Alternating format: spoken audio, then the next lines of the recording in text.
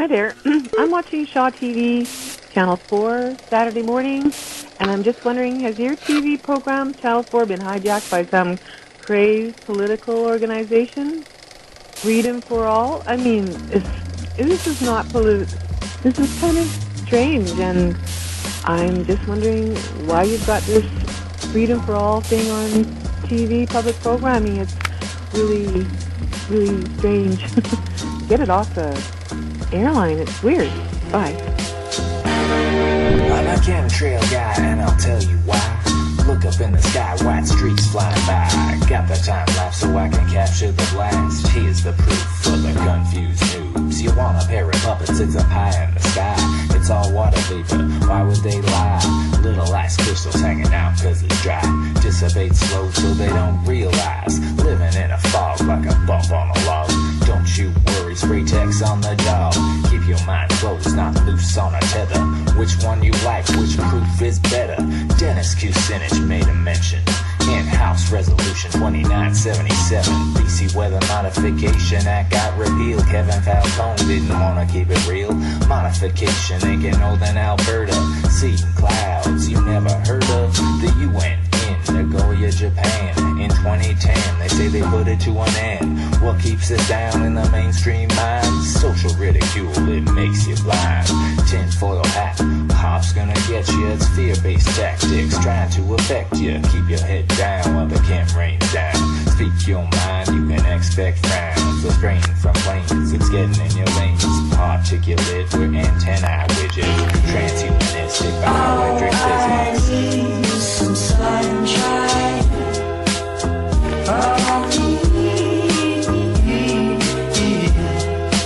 Oh, I need some sunshine.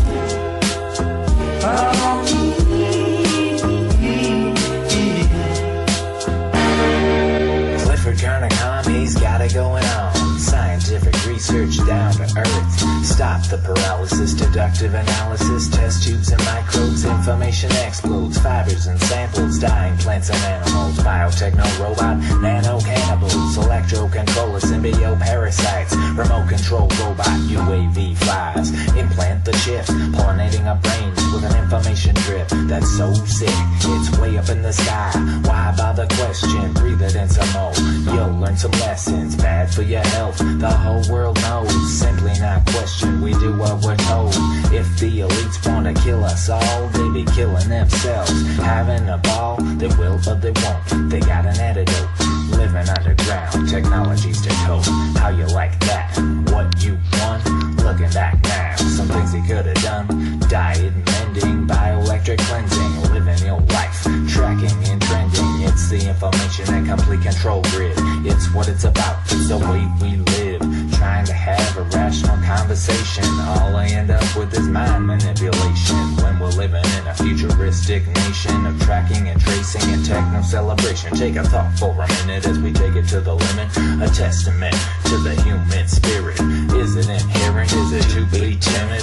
Or to ask questions, reach wisdom, discernment? Oh, I need some sunshine.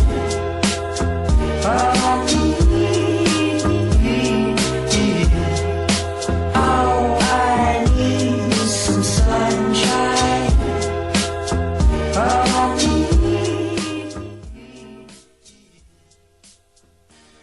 Alright, welcome to Freedom Free for All. As you see, I am wearing the proper shirt to host Freedom Free for All once again.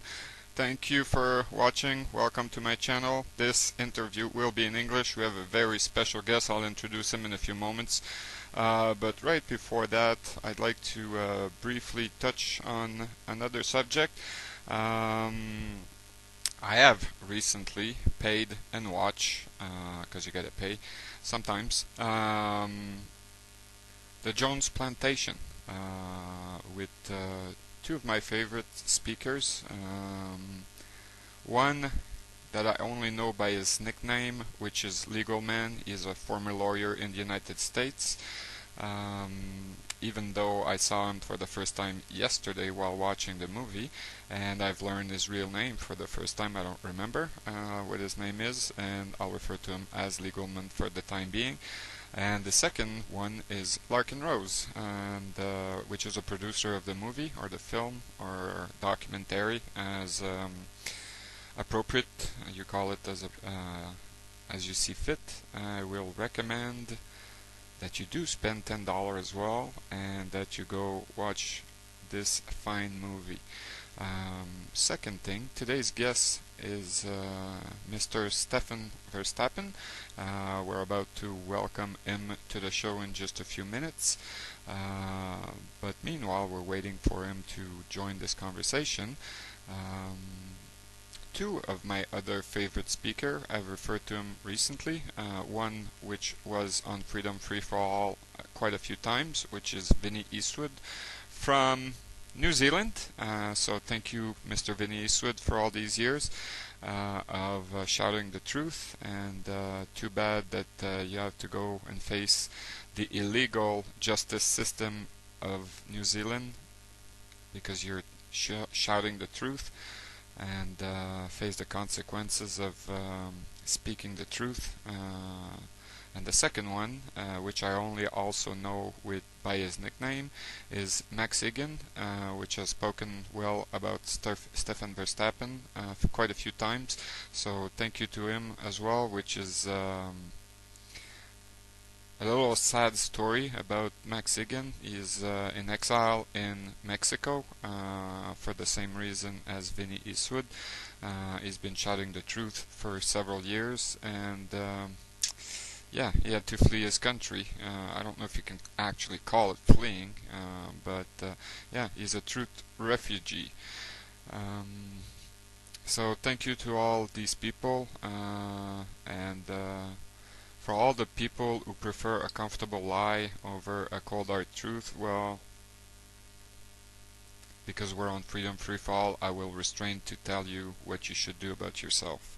So I'm going to pause here the recording while Mr. Stefan Verstappen joins in the show. And after the break, he should be here in the call and we'll talk about things.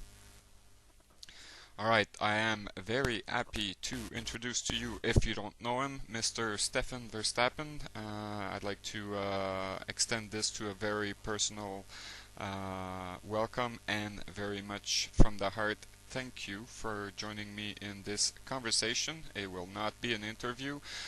There is no plan, no agenda, no questionnaire, no nothing. This is Freedom Free for All, so let's get started. Just before I introduce Mr. Verstappen, which is on the line now, I forgot to say that Freedom Free for All is the show that pokes the New World Order in his all-seeing eyes, and my personal addition, as usual to this, kicking his ass in his all-seeing ass. So, that being said, Mr. Stefan Verstappen, introduce yourself as you see fit. Welcome to the show. Well, thanks for having me on again, Jeff. It's good to talk to you again.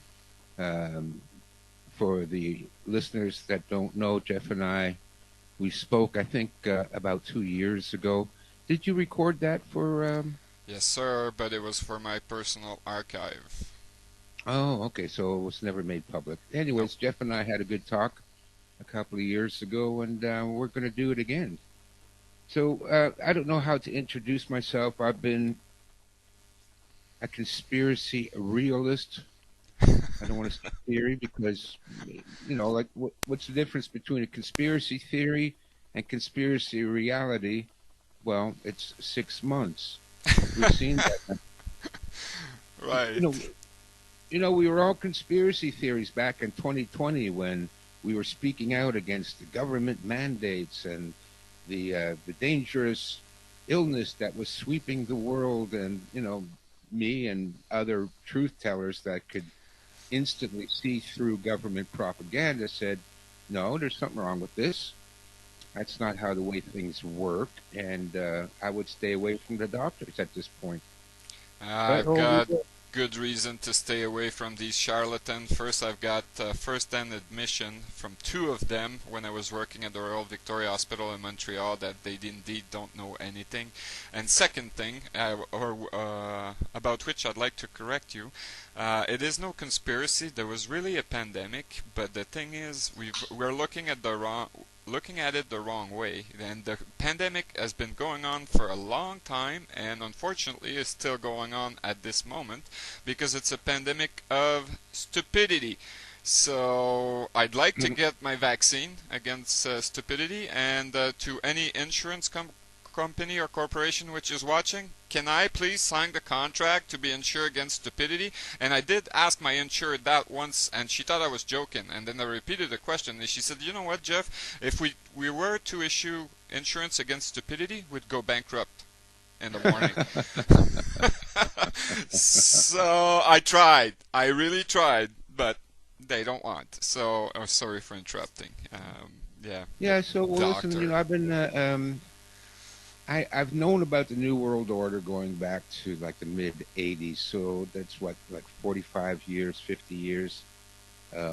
Even before that, I knew when I was about 16. So that would be exactly 40 years ago, when the Zapruder film came out, and it was first shown on television, of course, long before the internet, and you could clearly see Kennedy's head going backwards. And they came out with a bunch of stories that, well, you know, if you shoot somebody from behind, then when the bullet exits, it creates a jet stream that forces the head backwards. I'm not kidding. That's the explanation. Okay, hold on. You're shooting someone from behind the head, Yeah. and the head goes like that. Yes. Makes perfect sense, and I know what you're referring to. The book depository was behind the car, but no, the truth is he was shot from, how do you call it, water drain? The grassy knoll. Yeah, a water drain, yeah. But these people are totally incompetent. They had 12 shooters on them, something like that, or 6 shooter plus 6 spotter, and only one bullet hits in the end. 1 killing bullets, yeah. I guess it's so hard. when they came out with that, I was like 16, and listen, I didn't know anything about conspiracies, but I know basic physics. No, you get shot from behind, your head goes forward, it doesn't go backwards. So I then knew that they were lying. The government was lying. The media was lying. Everybody was lying about this. Everybody went along with it. And I'm going, it's like the emperor's new clothes. I'm like the kid that says, wait a minute, oh, the guy's naked. But everybody's still saying, oh, no, that's wonderful clothing that he wears. So from that point on, I had a healthy disrespect for government and media. And then throughout the years, hundreds of conspiracy theories have come and gone, and I followed them all, and probably 80% of them turned out to be absolutely true. So, listen, Jeff, sometimes I ask myself why I'm doing this. Like Welcome to the club. I'm asking. Like last night, I'm doing the live stream, and to be honest with you, I don't really like being on camera and listening to myself talk. And I think, why am I doing this? But the thing is, we have to do this. If we don't do something, if we don't do something, these people are going to destroy the entire planet. They're going to enslave and murder everyone. There's little children, and I see them out the window here. They're playing in the grass, and I think, what is their life going to be like? What kind of a world are they growing up in? So, even though personally I feel like, why am I doing this? What's the point? We keep talking about it, and we keep making videos and writing articles and writing books. But we have to do something, Jeff. We have to. We can't just sit back and say nothing and do nothing. We can't do that, because I think those of us who are incarnated in this time in history, this is the time to pick a side, good or evil.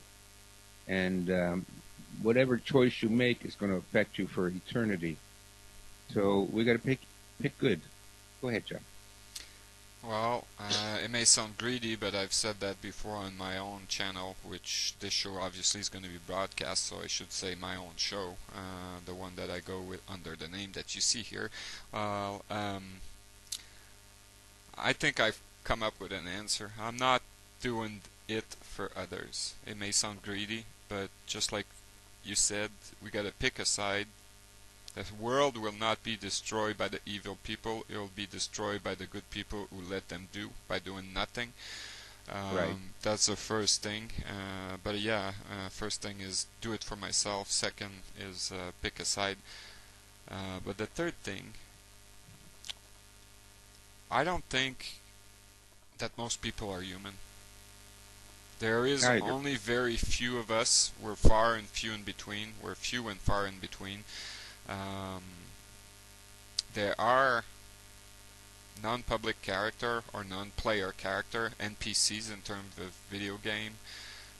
They don't realize anything. They don't want to realize anything. They don't even want to be led to safety. They do want to be led, but to where? Well, I guess to the end of the world. This is where we are now, and all these people, they'll simply die. And it'll be for the better. Once all of these NPCs are gone, the world will be ours.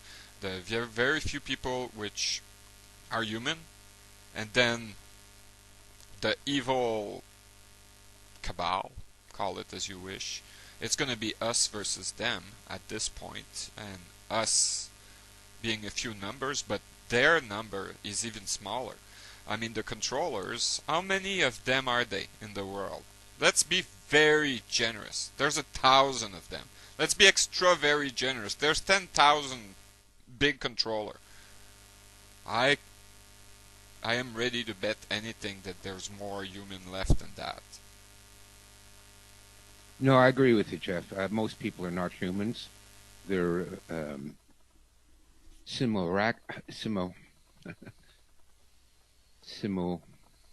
I forget the word.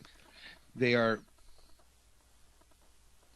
basically machines.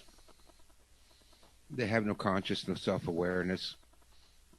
They have no ability to choose a side because that would require a conscience. And yeah, do it for yourself. I would say I do have a selfish reason for doing what I'm doing. Well, first of all, I can't stand the evil. I can't stand these evil people. I despise them. I find them really annoying and hateful. And wherever I can and whenever I can, I will always resist these evil sons of bitches, just as a matter of pride. I can't stand these people. I've always been on the side of good. But my selfish reason might be this. I worry that I'll be reincarnated. And I don't want to come back to this crazy planet. I have another theory. This is no conspiracy about that, but this is the purgatory to me. And if I do right, there's no chance that I will reincarnate.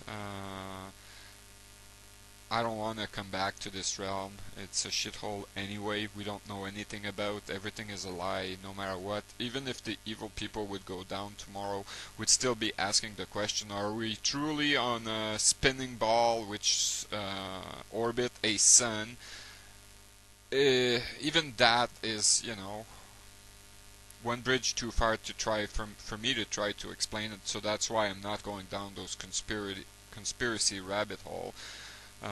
For me, the world is nothing but a 3D simulation, and if it is, that means that I am a being superior to this one, just pretty much like the video game called The Sims.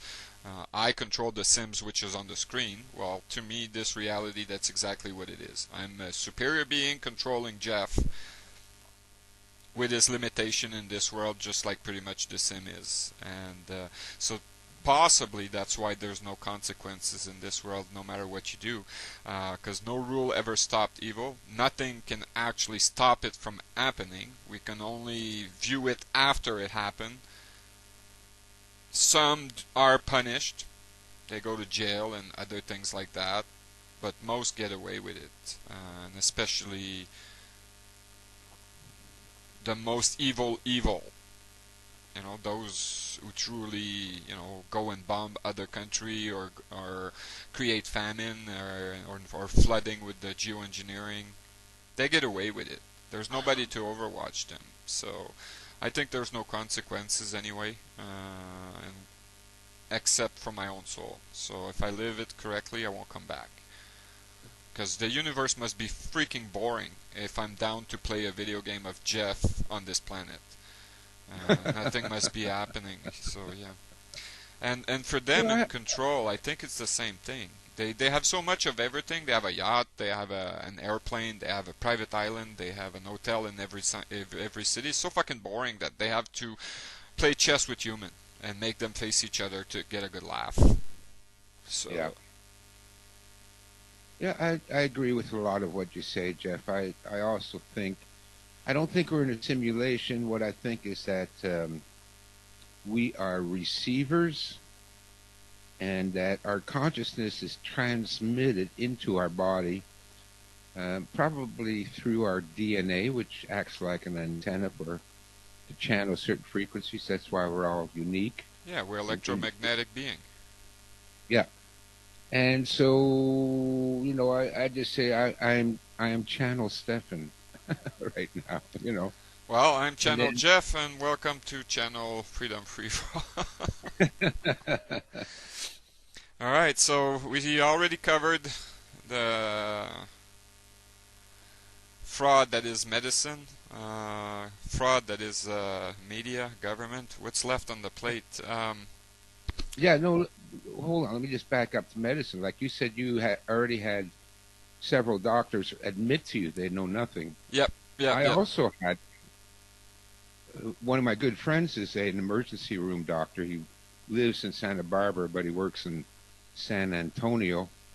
And we're quite good friends. I can speak to him about everything. I helped edit 4 of his books. And I asked him, I said, Ron, like, you don't really know anything, do you? Yeah, he'll admit that in a private conversation, but never on Freedom Free For All channel.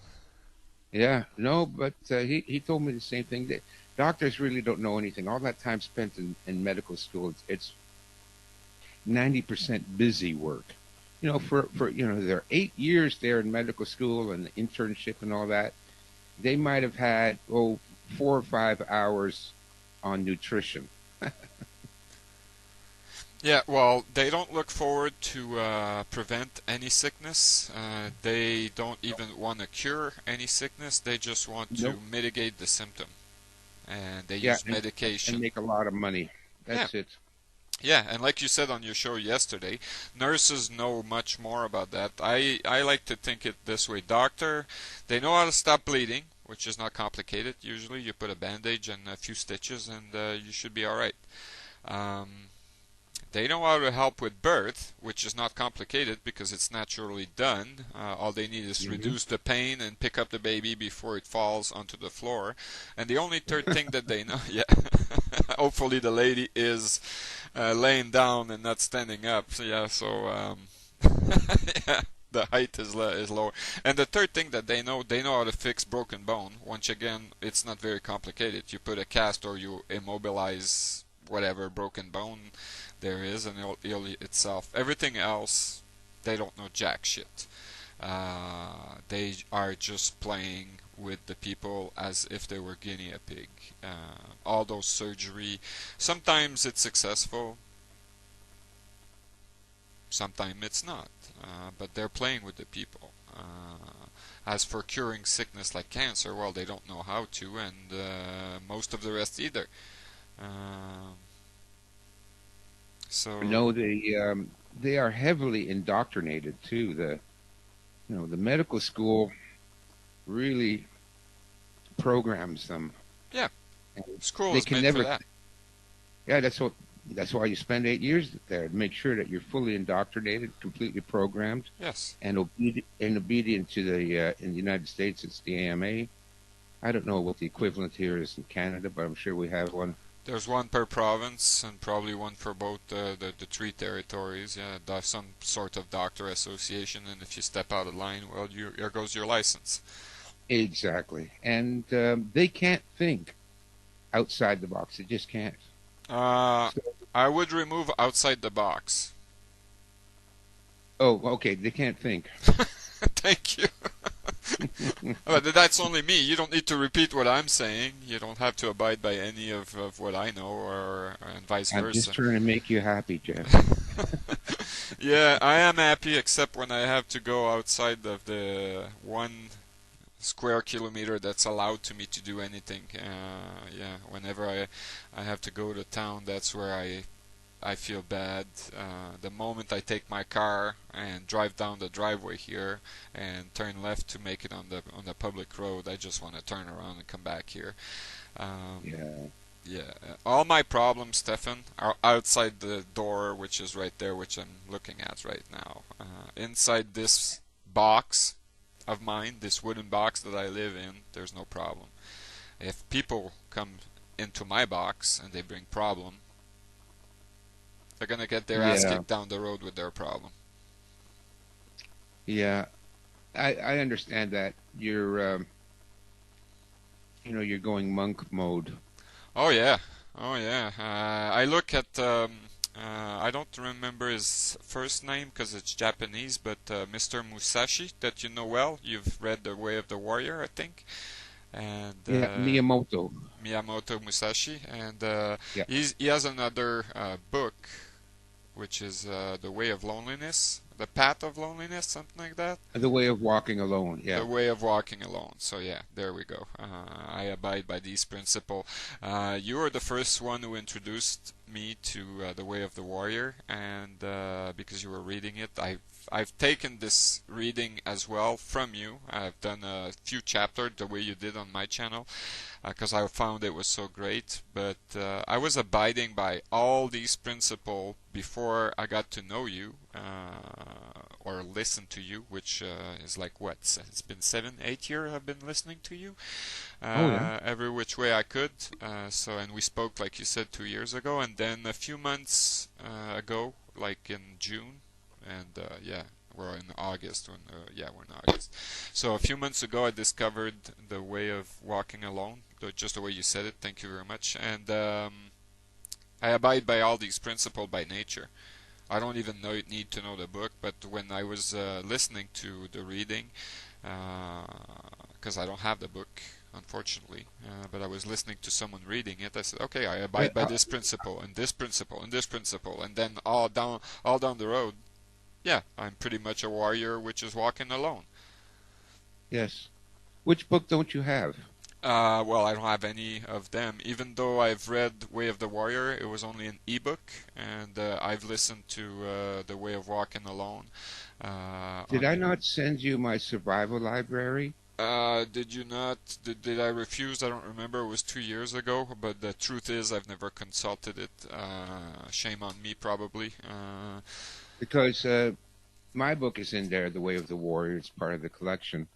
I'll tell you what, after we're done, I'll send you the link again, Right on.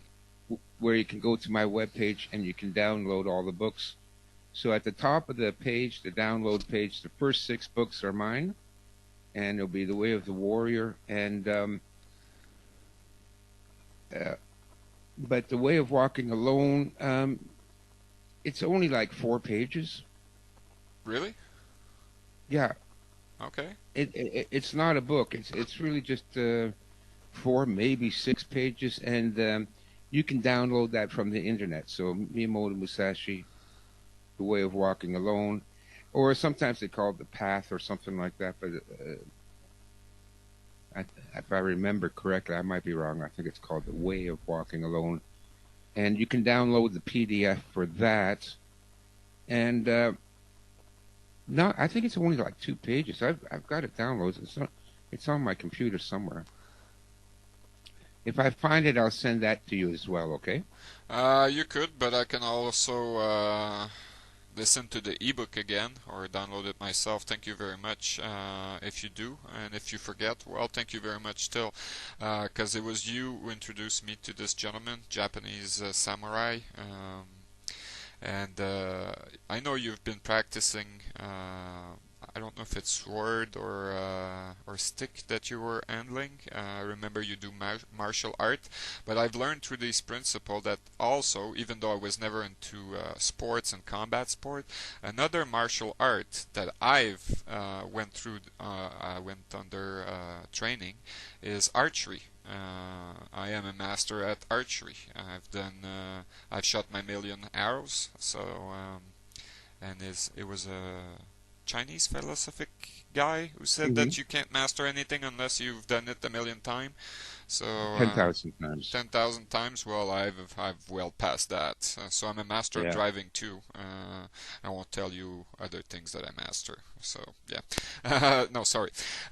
So yeah, archery is one of the principle of. Is it not of? It's not a martial art, but it's part of It's called Kyoto in Japanese, and there's a really interesting book I highly recommend, and it's called Zen and the Art of Archery by Eugene Herigal. Okay, I will. Oh shit! I don't have a pen and a paper, so let me do a little file here with my computer. New. Zen and the Art of Archery. I think you'll like it because it's great. Archery is a fantastic combat sport, and I include that as a combat sport, as do the Japanese. Oh, is it? Oh yeah, absolutely. Yeah, well, it's a martial art. Oh, archery. Yeah. Okay. I would not have went so far as put it in a category of martial art, but you are, and I will. Take your word for it, because everything you've said over the year has been proven true when you made statement. Oh, which leads me to I'd like to thank you personally for that story that you've made up, the way things are going to unfold. Is that the right title? I'm working off memory here. The way things will all go down. About how it will go down? Yeah, I like this very much, and I'm admitting that, you know, this is a premonition on your end, because it's really happening this way. Especially the part, we're very close to it now. I'm not saying it's generalized, but the part where because you made the version A where the family goes down, right? They're not prepared and they're going down. Then there's version B where they're ready and they survive. But version A, here's what's the trauma part for me, is when he sells his daughter, and she's what, 14, 15 in the story? He sells, well, he doesn't agree, but she still do it. She goes to the strip joint, and then she get abducted and sold for sexual abuse, right? And that's a trauma for me, because I see this happening. Not because I'm really into it, I'm not at all, but it's so easy today when you just type the word in Google, you type the word porn, right? And you get a gazillion results. And that's exactly what's happening. Now there's no more strip club today, or very little. So people are selling their asses on the internet. It's so ugly, and that where there's a big trauma on my part, because people are doing that. They're all running after the next topic that I want to bring with you, money. All right, they say in the Pink Floyd song called "Money" that it is the root of all evil today, but this is blatantly false. Money is not evil in itself. It's the love of money that is evil, and the people that believe that money has any value. That's where the evil part is. In itself is just a piece of plastic today. And just to link it with the previous thing, is people are showing their naked body on the internet for that shit. Yeah. Well, you know, I got that idea from studying the Weimar Republic. And so after Yeah, after World War One, when Germany surrendered, um, It well, happened. they were invaded by a certain group of people Yeah. that are very special and whom God loves more than anybody else. And they got a better looking hat than the one on your picture. Yeah, and they were like locusts. They descended on Germany. They robbed them blind, and the Germans were starving in the 30s. Remember, their money was worth nothing. The inflation Yes. went through the ceiling. You saw the Um, pictures of ahem. people, No, no, no, sorry. It was devaluation, but keep on going for the rest. You're absolutely right. We'll talk about devaluation after. and they were bringing wheelbarrows full of cash to go buy a loaf of bread. Uh-huh. And they were desperate. And what happened was a lot of the families ended up selling their daughters and their wives into prostitution. Yes, you could get a baroness or a duchess or whatever the title is for a few hundred marks or a few hundred Exactly. thousand mark, and it's happening today again. That's It's exactly what happening it is. today again, exactly. Yeah. And so that's why I put that in my How It Will Go Down Agenda 2030, I think it's called. And that's why I included that, because that's where we're going, Jeff. We know that. It's already happening now. People are desperate everywhere. Yes. And so, well, how desperate are you going to be? Now, if you're a mother and your children are starving and they're crying and they can't go to sleep at night and there's no other way to make money, guess what they'll do?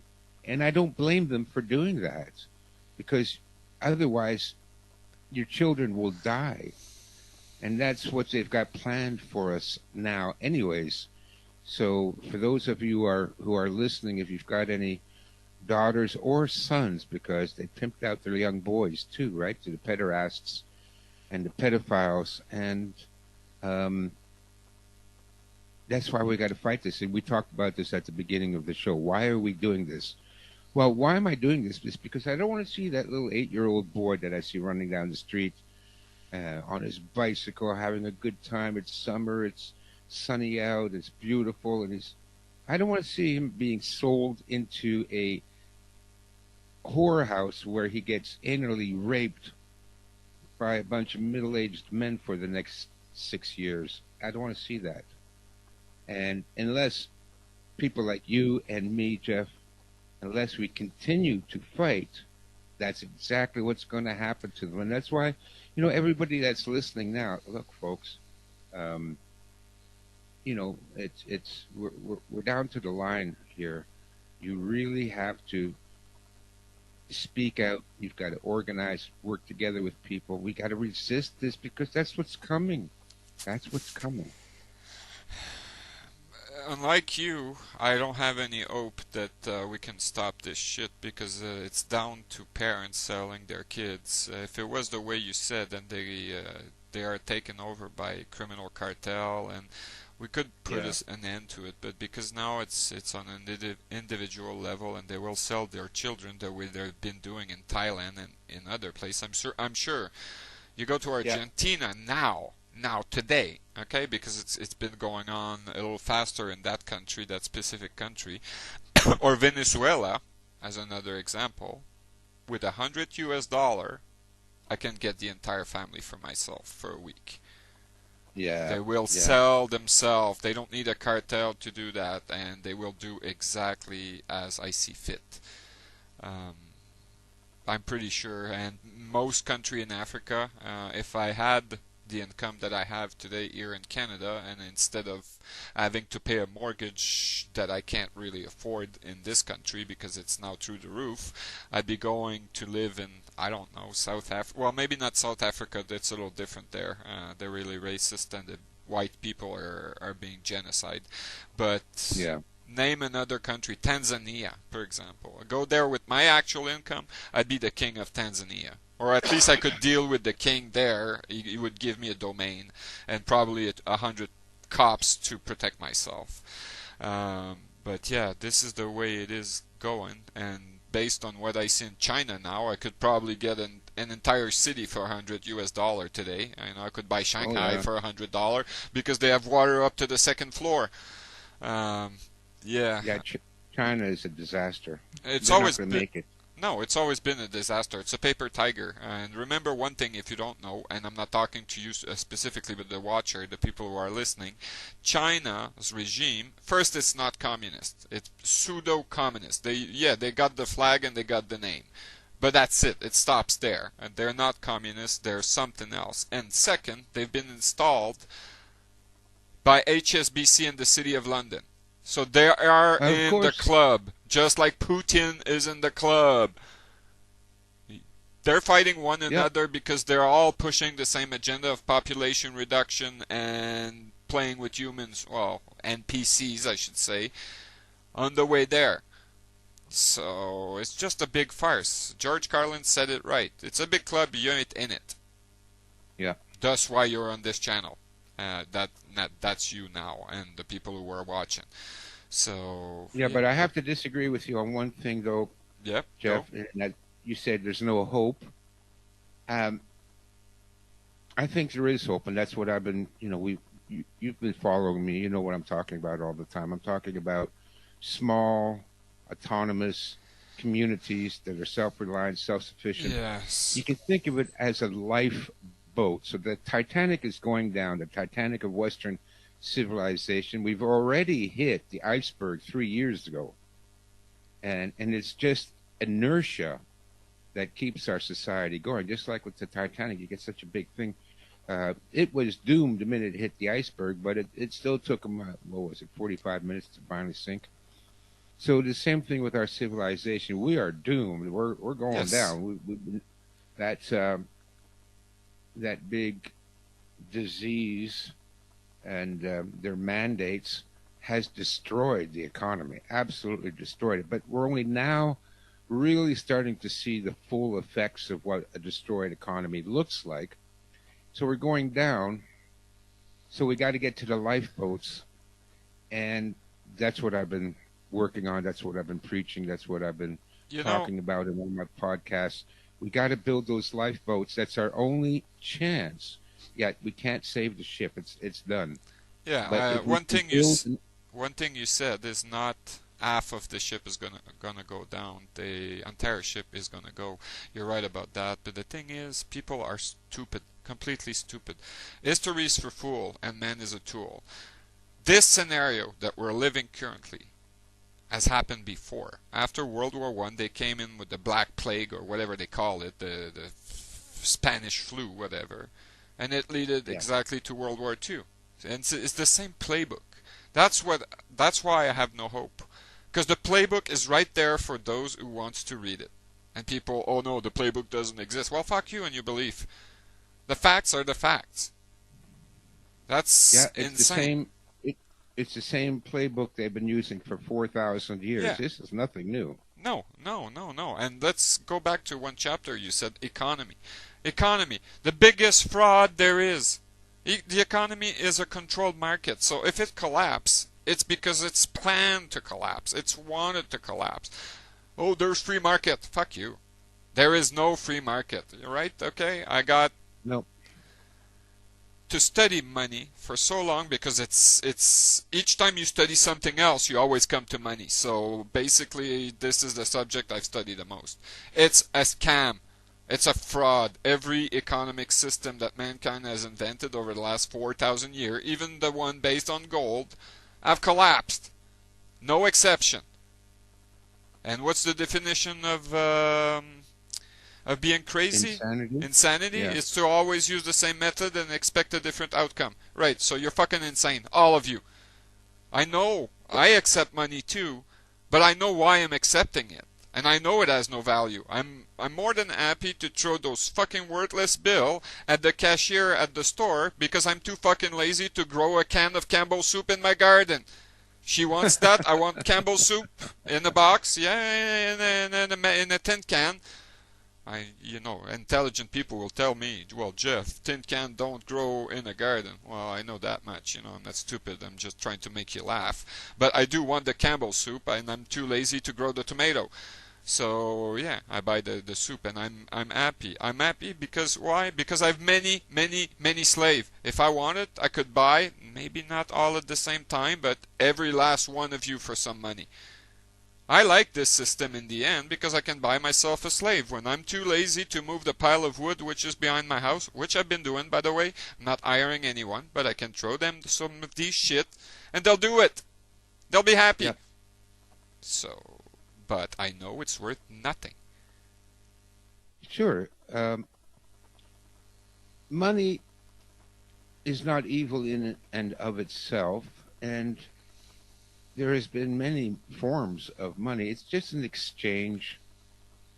Yes. Money is only as valuable as you think it is. In the past, you might have heard of the tally stick. Money used Yes. to be Rope pieces of around, wood. yeah, Or it used to be seashells. yes. Or it used to Anything be- can be money. My Anything dirty can be underwear money, yeah. can be my money if you want it. You know, you're ready to Sure, work if for a everybody pair of agrees. dirty. Yeah, if everybody agrees, you want to be paid with my dirty underwear? Come and work for me. Yeah.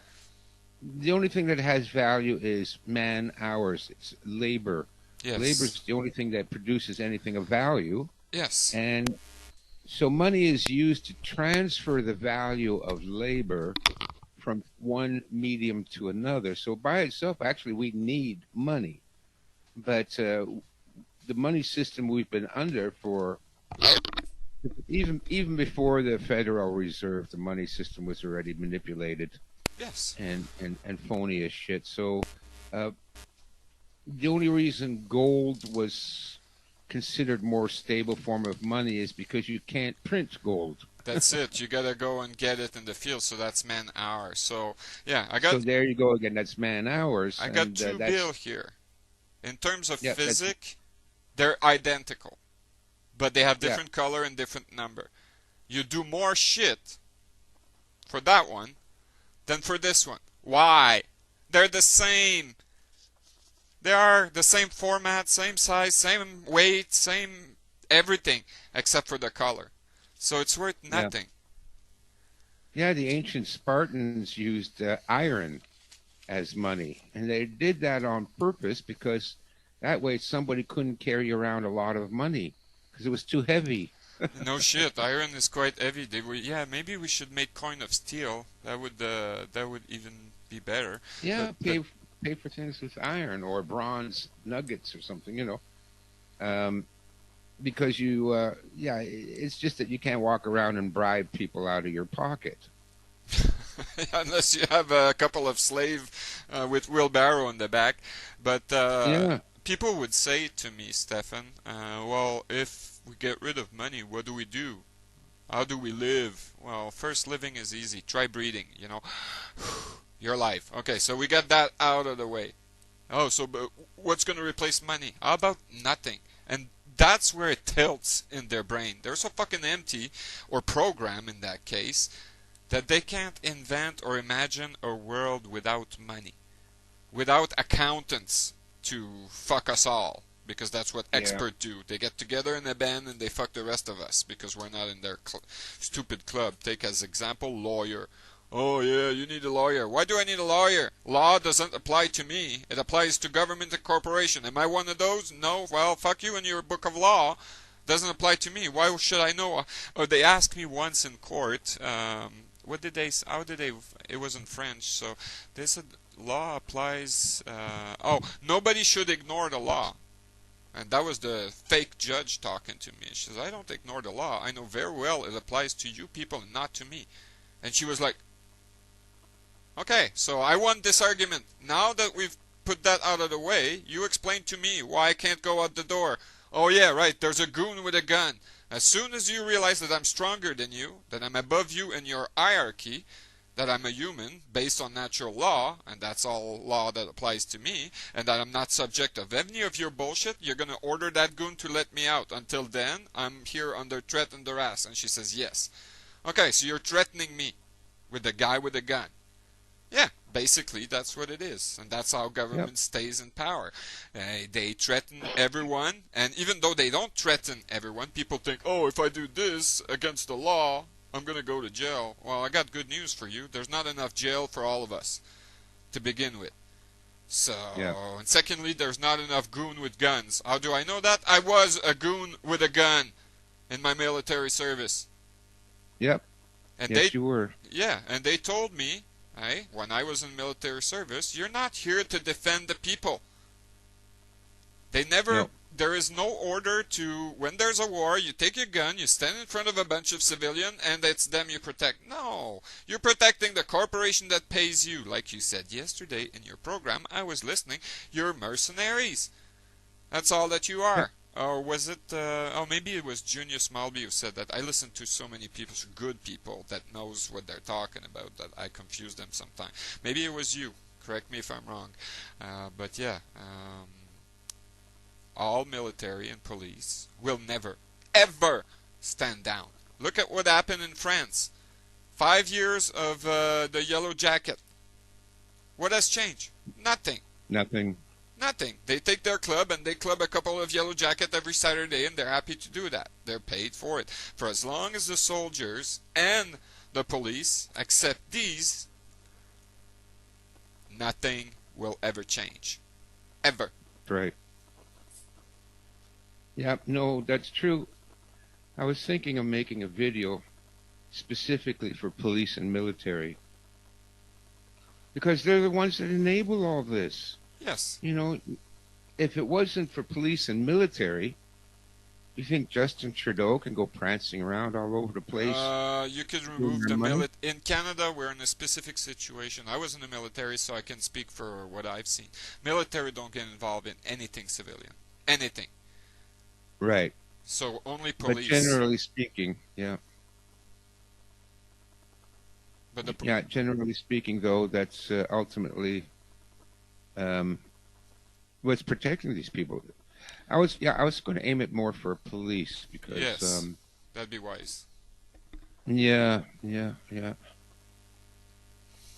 But what I wanted to say to them is that I met a young man the other day. We were rehearsing for the wedding, a musical, some songs, music, and the son of the two people that are in our band came out, and he's 18, and he told me that he's really interested in joining the military. And I said, absolutely not. Whatever you do, do not join the military. And I explained to him, I said, what you want to be is a warrior. That's what's driving you to join the military. Because they said, well, he's looking for discipline, he's looking for structure. You don't get that in the Canadian Forces, I tell you that. Yeah, I'm going to send this interview to him after we're done so he can hear it from you. But what I told him and what I've told a lot of young men is that what you really want to be is a warrior. You do not need an external force to force you to be disciplined and to be brave and all that. You do that yourself. If somebody else has got a gun to your head and forcing you into this routine, then that means nothing. Yeah, it's coercion. It's coercion. And I said, so what you want to be is a warrior. And I explained to him, I said, for example, on the night of a full moon, I will always go out into the forest and practice with my sword. And I said, nobody sees me. Nobody knows I'm doing it. Nobody's paying me to do it. Nobody's encouraging me to do it. I don't get any praise or credit from people. Nobody's watching. I said, it's my own personal discipline. Yes. And I'll be out there, and it'll be all year round. If it's wintertime, mind you, I have a cutoff temperature of -10. If it's colder than that, then I won't do it. But other than that, and that's because I'm getting old. When I was younger, I couldn't care less. I would still do it. But it is your own spirit that's doing it. This is what you want. And I said, the difference between a soldier and a warrior is that a soldier obeys the commands of others, and a soldier is not morally responsible for his actions because moral responsibility is transferred up the chain of command. Yes. But if you're a warrior, and finally, a soldier fights the battles of others. Yes. Other people tell him who to fight.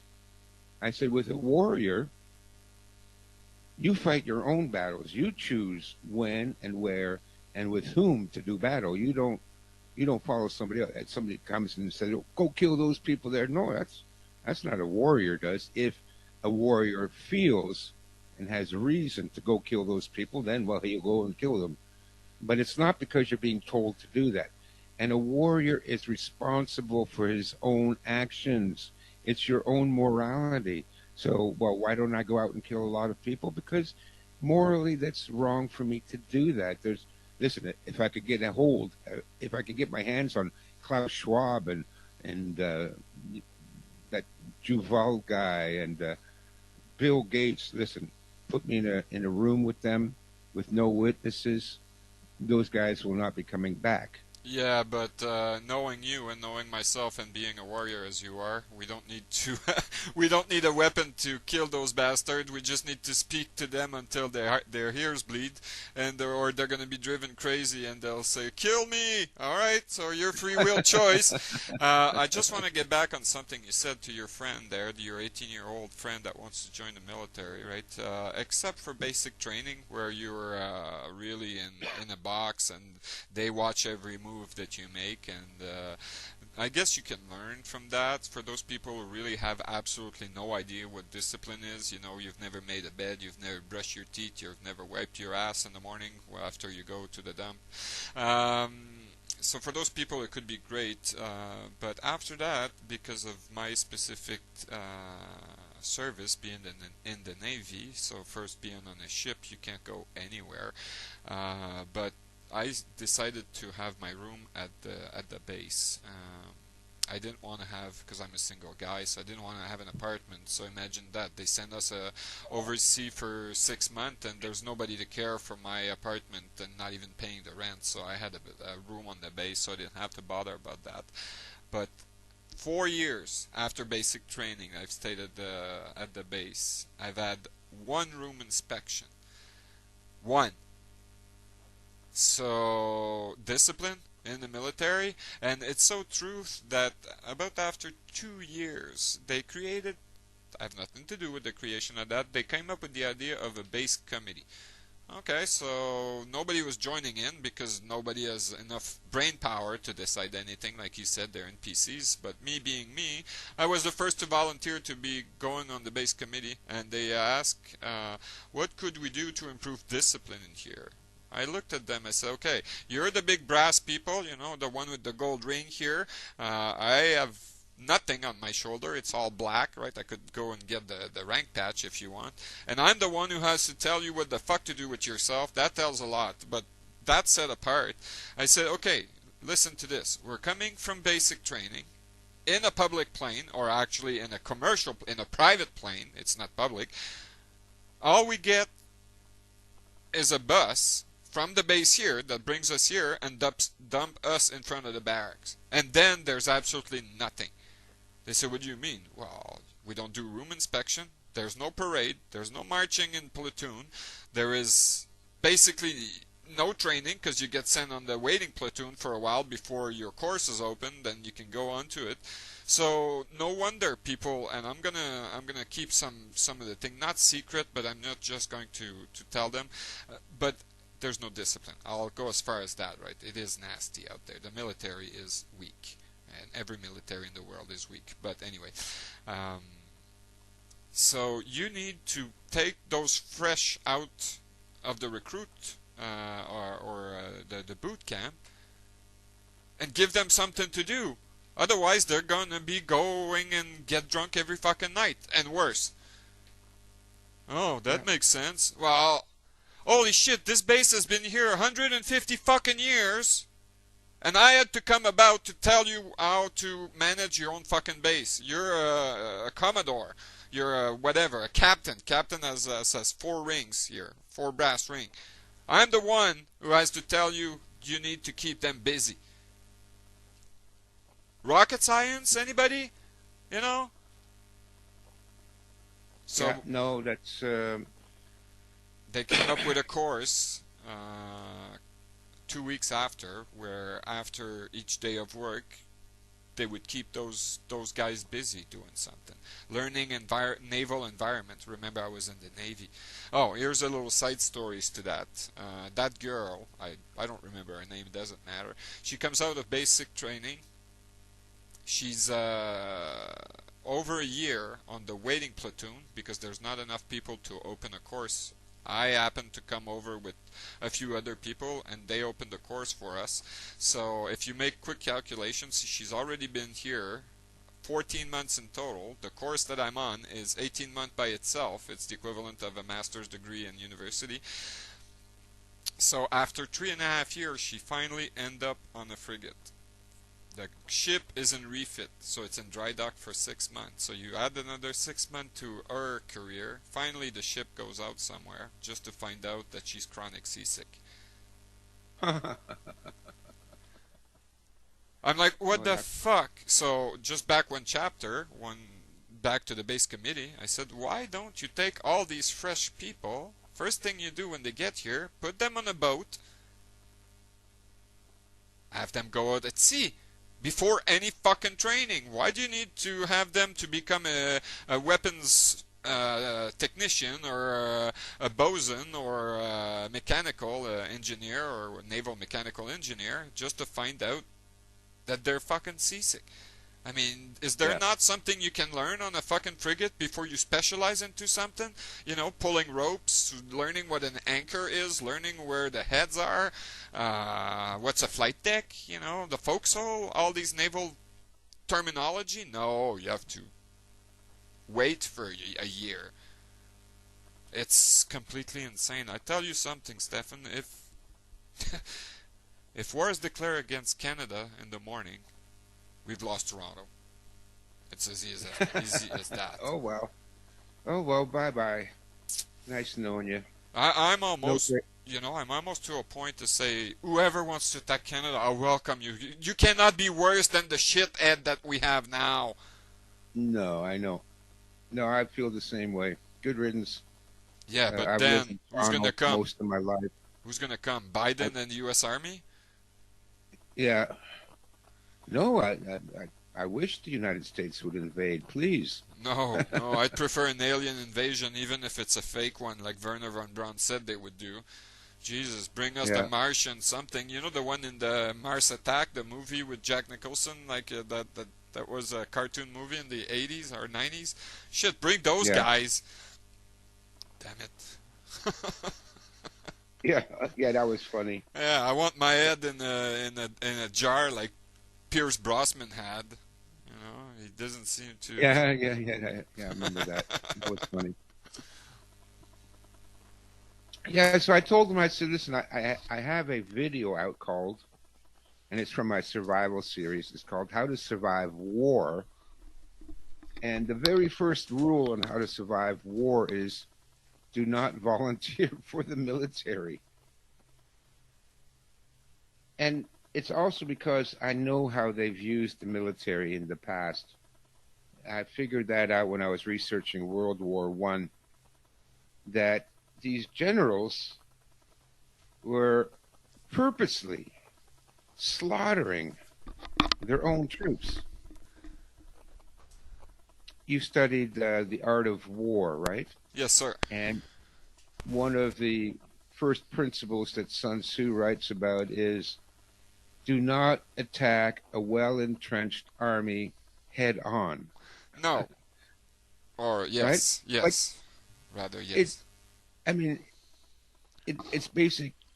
It makes common sense. You know, the guys entrenched are behind the machine gun nest. They got barbed wire. They got spikes. They got landmines. They got artillery. The last thing you should do is run straight towards them. Yeah, and that was, ask the Soviet about that, especially the 300 million dead. Anyway. Yeah, and that's what they did in World War I. And I remember thinking, like, and these are generals that are all, you know, graduates of military colleges and West Point and, you know, the Prussians and what, with all your military training, you know, because I read Clausewitz too. That was what they were all studying, Clausewitz.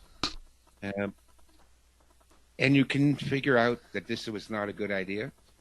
But then I realized, no, the thing was, they were doing that on purpose. Yes, They knew it was a population bad reduction. Yes. population reduction, and that's what World War One was about. That's what World War Two was about. Yeah, they got the opportunity to pillage Germany twice, and they're still pillaging Germany. I feel sorry for the Germans. It's by the way, just a side note here. Germany is an occupied country until 2045. It is Oh not yeah, a free country. So is Japan. Anybody remember non-conditional capitulation or surrender? hmm So it's still going on. Germany is not a free country, and nor is Japan. By the way, we don't have any peace treaty with Germany. They cannot because they have no government. You know what the last legal elected government of Germany is? no. Adolf Hitler, the Nazi Oh Party. yeah, He's the last one who was elected legally, lawfully, and with their constitution valid. So when Germany surrendered, they had no government to surrender to, because those who were the head of state were military personnel appointed by Hitler, but they were never elected. Who was it that surrendered there? That Dönitz, Great Admiral Dönitz. He was a military. He was not a civilian. So yeah, he couldn't even sign the capitulation. Same in yeah, Japan. The yeah. Togo government was military. Right, right, right. So everything was planned anyway. And people like to say, oh, World War II started on 1st September of 1939. You know what? Bullshit! I called your Yeah, fucking bullshit. It started in 1936 when Japan, in fact, invaded China. Manchuria. Yeah. So, yeah. Well, and by So the that's why I'm against anybody joining the military, because the powers that be don't care about you. They don't care. They're just this.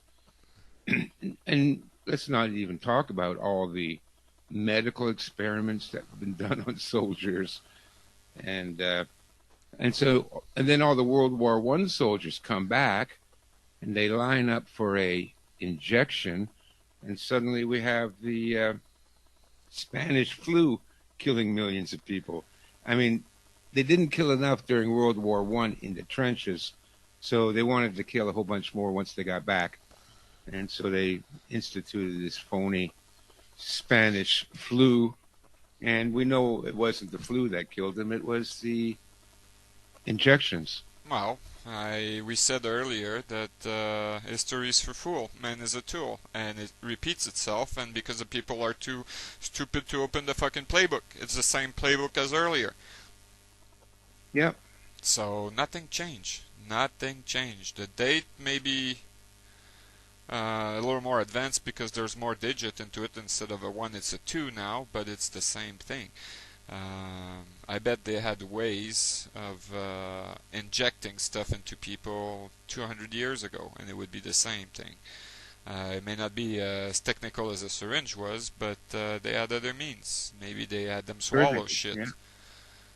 So, And I'm not sure they aren't poisoning us now with the water, of course, it's with the poison. chemtrails. The Yeah. all the water, if you're living in a city of any important size, is flooded with chlorine and whatever. What's the other thing? Yeah, Fluoride. yeah. It's not natural. It's so complicated. I can't remember it. But yeah, and you chemtrail. I prefer to call it geoengineering because it's not just the part of spraying, but that's been proven. It's strontium, barium, and aluminum. Which, by the way, aluminum is not natural. There are some very, very fine particle of aluminum in the rocks, but have you ever seen the industrial process of extracting aluminum? It requires a lot of electricity. It's completely insane. We should not be mining that shit, and that's why there's no rock called aluminum. It's called bauxite. That's where the Right. aluminum comes from. So it is not found in great quantity in nature. It's only tiny powder things. They have to dynamite an entire freaking mountain to get that shit out of there. Same thing for silver, by the way. There's one silver mine in the world which just opened like a year and a half ago in Mexico. That's the only place. Everywhere else, silver is a byproduct of something else. This is the first metal that's going to run out of the periodic chart, and people don't realize it's in everything. Yeah, So it is. once silver is out, it's over. Game's over. All industrial process will stop. So, and the price is suppressed, by the way. I don't know if you're going to, no, I don't think, I should share my screen with you. Have you ever looked at the US debt clock? Yeah, I've seen it, yeah. Okay, here, I'm going to show you something. I'm going to pull it up here. I'm going to go Google first. USD EBT debt clock. Alright. Here it is. I'm going to share my screen with you, and we're going to make a quick calculation. I'm going to pull my... you know, silver is the best investment you can ever make. I'll show you how. Yeah, I need to sell off some of my precious metals to pay the rent this month. And I'll be selling off the gold, but not my silver. Don't sell silver. It's the best investment you can make. So I'm going to present my entire screen. I think it's screen 2. Alright, I'm going to allow. Now you're going to see my screen, and so are the viewers once it's loading. So now you see us, right? You see my Google. Yes. Okay. Here's the US debt clock. Alright? Yeah. I'm going to pull the calculator here on the side. Alright? So, and I'm going to pull, before we do the calculation, I'm going to pull another, let's go to TD, for example. Actually, it won't work because I can't link it. So, TD precious metals. Or go to Kitco.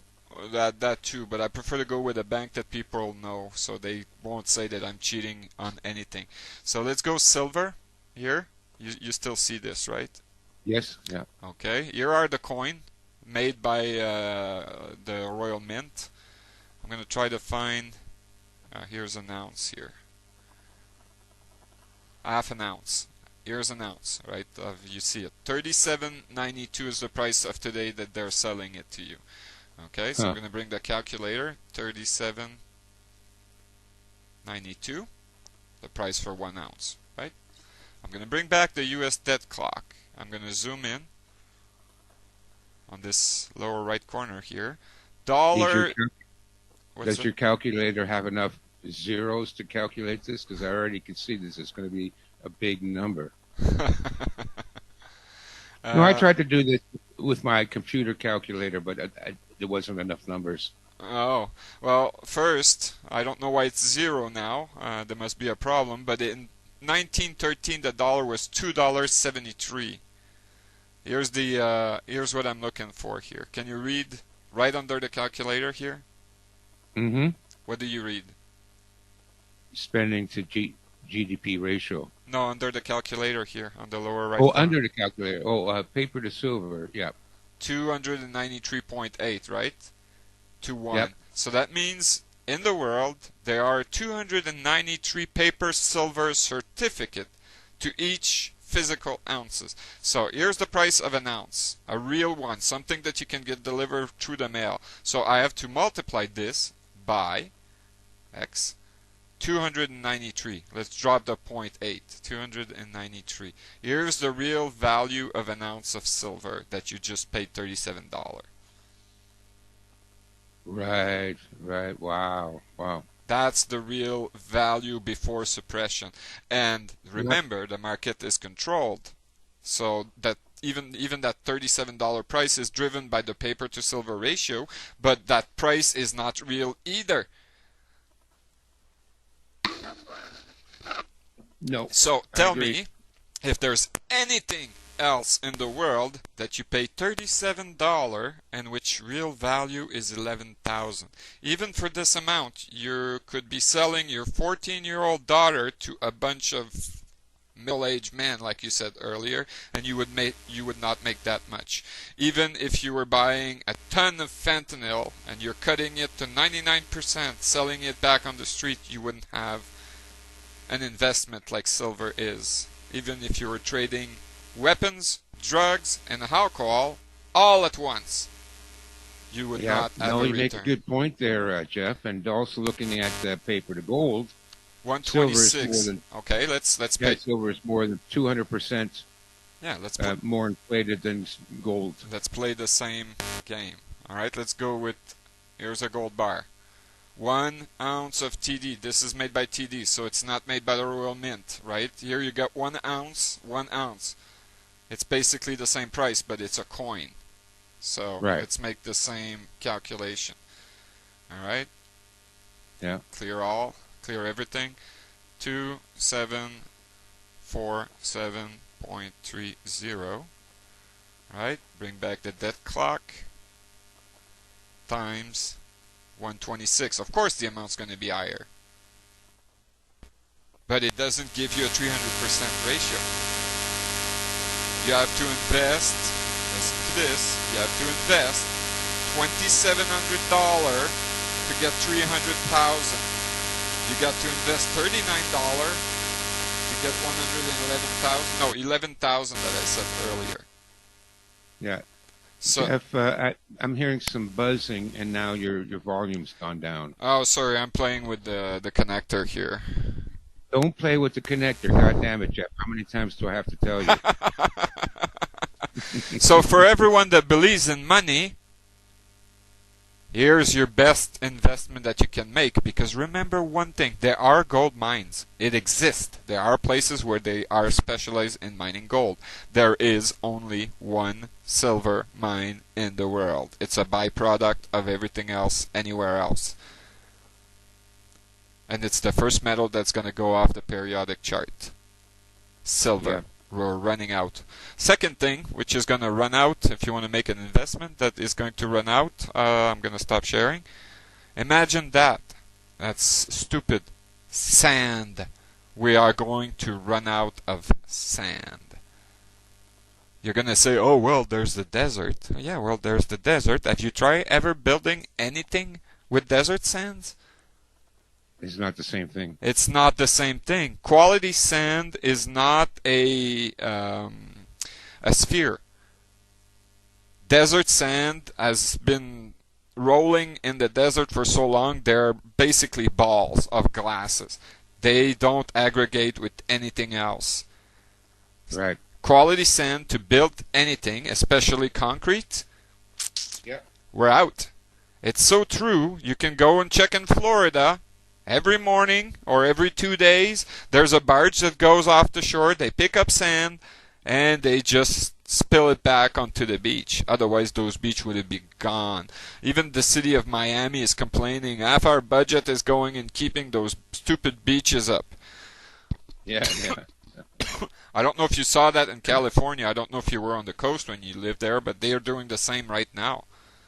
They have I lived on the coast. So but I didn't see that. You didn't I see never that? saw them putting. No. I never saw them putting sand on the beach.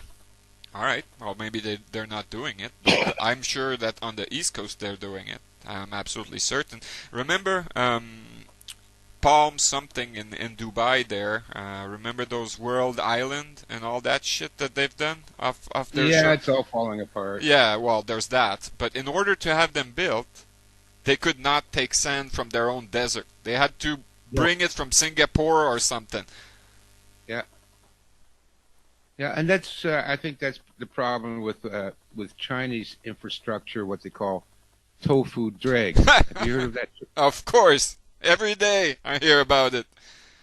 Yeah, and when you go into the parking garage of an 80-story condominium and the support pillar, and you can dig your finger straight through the concrete and pull it apart like it's sand. And I think the problem is they're not using the right sand because they're always cutting corners. So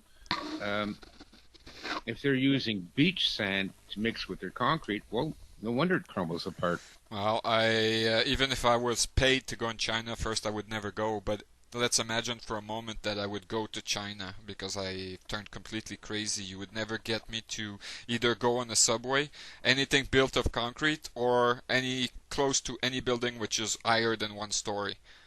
Ever. This place is actually falling apart. Everything is artificial, and you just mentioned tofu dreg. There's that, but there's also what? Corruption.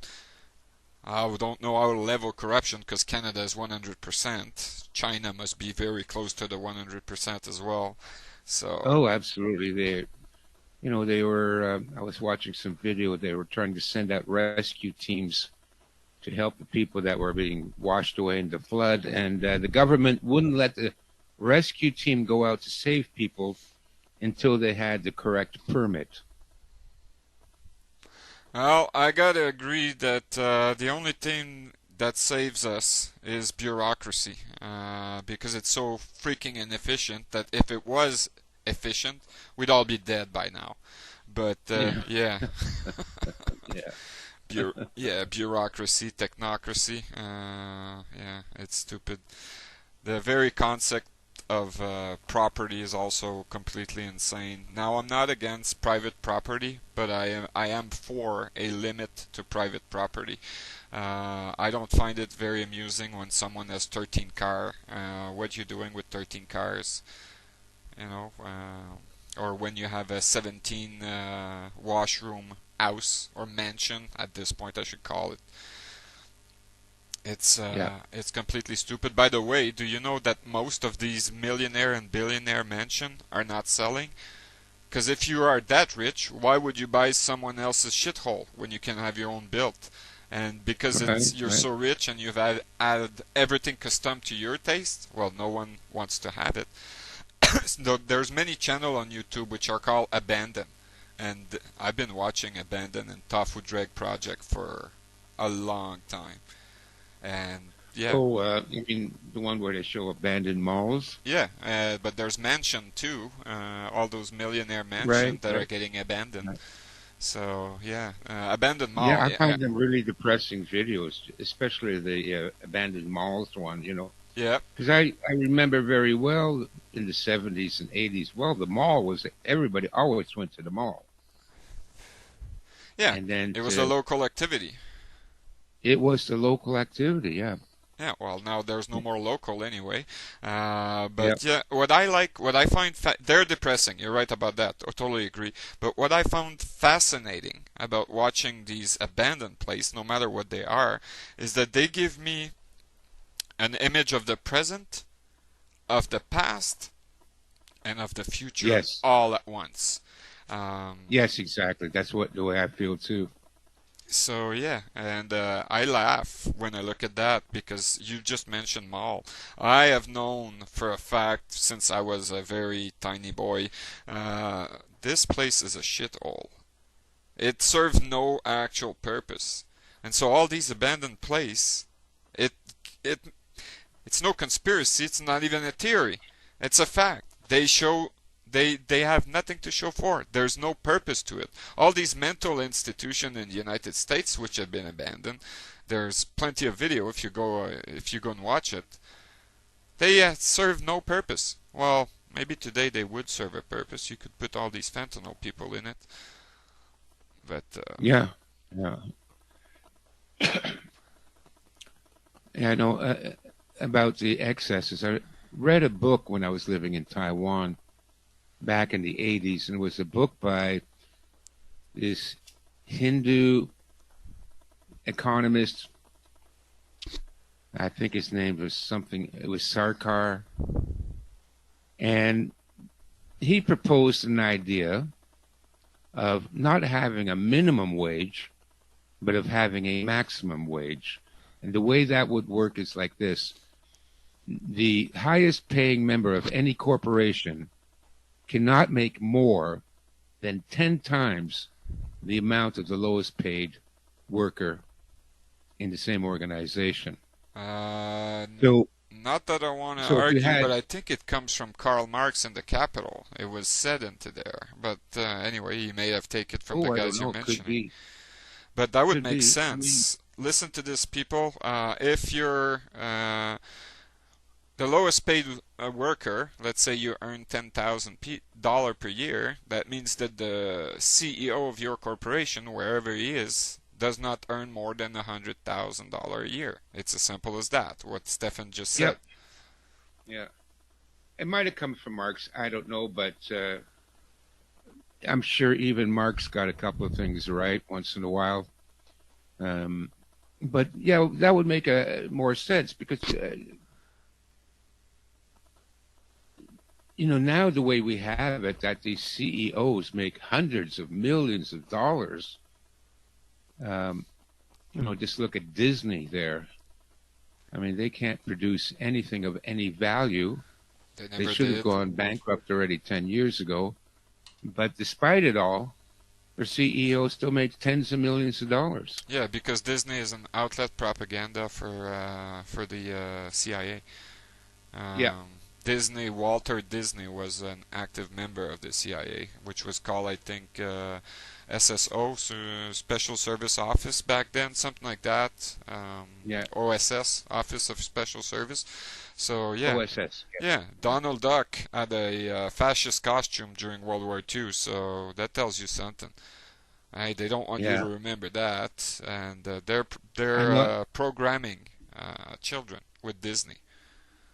Absolutely. I remember And that's why the only they continue to make these horrible movies, yeah even though they lose tons of money. yeah because that's not But important. their shareholders are the central banks. BlackRock and They shit just like print that. the money. They don't care. They don't care. They don't care if those movies make no money. What they care about is influencing the culture. It's about brainwashing and programming. Snow White is now a black girl, so how does that make sense? But I remember one thing. Here's a side personal story. The only time I saw a Disney movie in theater, I think I was 14 or 15, something like that, and my brother took me to watch Fantasia with Mickey Mouse, and back then I didn't have a TV. I rarely watched TV except for video gaming, even back then. And I was there in the theater, and as soon as the opening sequence, I started feeling real bad. And it took me a year to understand, after I watched this movie, that it was pure evil. Mickey Mouse was a sorcerer, learning. He was an apprentice. He was learning to be a sorcerer, and it was pure evil. I don't watch Disney shit because it's truly a shit. And by the way, did you know that Disney? Yeah, they do movie for children. They do movie like LucasArts now, Star Wars, which is shit by the way, and other type of stuff. But not many people know that there's another part. I don't know if it still exists or if they still own it, but a few years back, I'm sure of what I'm saying, Disney had, with subsidies type corporation, they were the biggest producer of porn film in the world.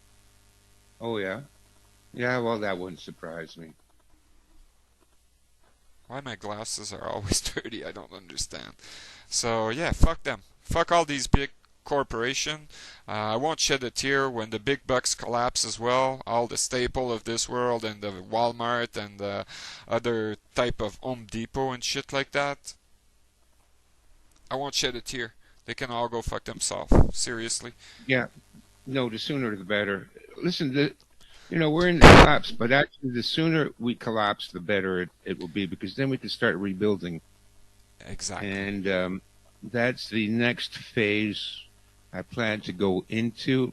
Right now, in my efforts are in getting people out of the system and into their own system, building the lifeboats. And we do that through mutual aid communities. I'm editing the video now, but I'm just about ready to upload a video called Our Amazing Community. And I go through what we have done here in the last year and a half, all the accomplishments we've made, and because our community here is really doing well, Jeff. I can't believe how well it's doing, and I know if we can create thousands of those communities. Look, it's only 80 people. It fluctuates. We're up to 100 sometimes, and but you get 100 people working together out of the system, right? Out of the system. We don't go to the grocery stores. We source everything from the local farmers. We are starting our own barter. We have once a month we call market night, and people bring what they want to sell, and they barter with other people for things. So, I wanted some colloidal silver, and I had extra copies of my book. So I bartered a copy of my book for some colloidal silver, and then I bought some eggs with another copy of my book. And it's primitive and it's very, simple right now, but this is the beginning. And but once, and I'm trying to help people all the time establish their own communities. I do lots of talks with other communities. But once we have communities established, and then everything goes for a shit, those communities will then have to rebuild. So that's the next phase I'm looking into. What would we need to do to rebuild it? We're going to have to rebuild everything. Electrical system, transportation, schools, hospitals. We need to rebuild it ourselves and in our own image. So that's the next phase. So yeah, the sooner Walmart and everybody goes to hell, the better it will be for us, provided you're already in a lifeboat. And Jeff, I worry a little bit about you being all by yourself out there. It's not good to be that alone. I hope you can find a couple of people. There's no hope, Stefan. In my area here, people are selfish, they're greedy, and but there's no danger for me. I'm so far out that even the roaming band will never walk the 180 kilometers of dirt road just to find out if I have a box of Campbell soup. Even if I state that I have a box now, I may not have it after the collapse. There is nobody, I feel no threat here. Beside, all I need is a chainsaw and a little bit of gasoline, which I have, and I'm taking down 7 trees, put them across the road. Nobody will make it here. Because remember, a human can only walk 13 kilometers a day, provided they've got water, and over 3 liters of water, you ain't walking anywhere. So, so fuck you. I'm not worried about you being attacked out there. The other thing I'm worried about you is that if you get injured or sick. First, I'll never be sick because I never go see a doctor. If I get injured, I'll just kill myself. You know what? That's probably why I've given all hope. Stefan, I'll be honest with you, I don't give a fuck about life. I give a fuck about animals' life, plants' life, trees' life, other people's life. I would never take it away for them. But my own life, I don't give a fuck. The sooner I go, the better it'll be. I have accomplished everything that I came to accomplish in this world, which was mainly witnessing the collapse. All I have to do is to open my door, and drive 180 kilometers, and I see it. In a small town, where I live, 180 kilometers away, there are some homeless people. There are people on fentanyl. It's over. The collapse is right here, and the idiot. Really? Oh yeah, it's bad. It's terrible. It's absolutely terrible. British Columbia is plagued. There's 6 deaths a day by fentanyl, and nobody's caring about it. By comparison, COVID killed half a person a day. Right. Yeah. So nobody cares. So yeah, why would I? I really don't. I really don't care about other humans. They can go in suicide. I will not lift a finger to help them. I was taught in my military training. You're speaking about life raft. When the boat goes down and the life raft are in the sea, you're not looking to save anyone else. Get your ass on the life raft. And if the capacity is 12, and there's a 13th one who tried to go up, even though he's your ship captain, he's your shipmate, you take a paddle and you just smack him on the head. That's how it works. Yeah. I'm not looking to save anyone. That would be pretentious. I'm not judging anyone else, but for me, I'm not going to save anyone. I think. Well, I'm not either, Jeff, but what I do try to do is help people to save themselves. Yeah, that's something else. If they want to save themselves, I'm going to be the first one to speak about it. Yeah, you can do it this way, you Yeah. can do it that way. And I'm perfectly safe here, and even if I'm not, I don't give a fuck. If there were a roaming band today or in 10 months from now that wants my life, take it. You be happy with my can of soup? Take it. You want another one? I don't give a fuck anymore. That's why I've abandoned all hope. There is no hope of saving this society. And whatever's going to be left after, like you said earlier, what's going to be for them? Because our generation, our civilization is not realizing. We should be stacking for this generation, not for us. I should put a bin somewhere, our civilization has amused itself to death. Now take this and try to survive, we're sorry. But there's no hope. It's the end of the world. It's the apocalypse, and we watch funny cats video, stupid people video, and we play video games. I'm here for that. I'm here to witness the end of the world. Like you said, the sooner the better. Whatever I can do to force the issue, to speed it up. You want to inject fentanyl? Here you go. Go, go, go, go. Do it again. Do it a third time. Go throw yourself off a cliff. I don't give a fuck. Seriously. Like I said earlier, I may be greedy. I'm not doing it for them. I'm doing it for me. If it resonates with someone, to have a little bit of silver to barter, like you said, because even after the collapse, silver people will still accept it. As for those shit, legal tender, nobody will want that shit. No. There's no practical use for them. I don't care about them. I don't care about... The funniest part about that fentanyl shit, that they're really zombie, right? They're just standing up, bended in two, with their ass in the air. Yeah. Yeah. If I didn't thought that my winter boots were so precious, I would go and distribute some free kick in the ass. I mean, they're in the perfect position. I mean, pow! Smash them in the ass again. Look at them flying. They won't even realize what the fuck happened.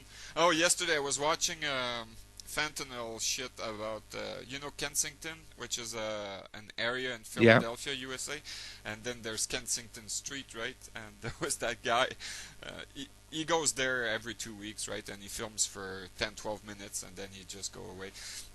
But he was following this other guy, and he was a thief. It was funny to watch.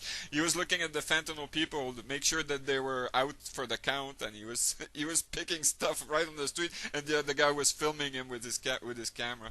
That was quite funny to watch. And I don't get depressed when I see those people. They're human garbage. Which reminds me, last time I was in Vancouver was for Roger Waters' show last September. That 11 months ago. Yeah. And I like Roger Waters. Bassist from I'm so glad he's not another liberal idiot. No, he's not falling for it. People didn't understand what this guy has done for the world. But anyway, I hired a cab, and I said to him the first thing, I said, okay, take me around Vancouver. I've seen Vancouver, but anyway. And the first thing I told him, take me to the human garbage district. He took me right away to downtown East Side, on East Hastings Street. Oh my God. That's truly what it is. Human garbage. People are giving me shit on the internet when I write the word human garbage. How can you treat those human beings like that? Because they're not fucking human being. And you're being stupid for not realizing that they're not human being. They're lost soul. No, they're not lost soul. They never had any soul. That's why they're there on the street. I mean, anybody that looks at those fentanyl users say, okay, I'm going to start smoking fentanyl. It looks cool. Looks cool. Live on the sidewalk and being banded over and... Fuck this world. Fuck this society and fuck the NPCs. Seriously. Yeah, no, it's... this is the world we live in, Yeah.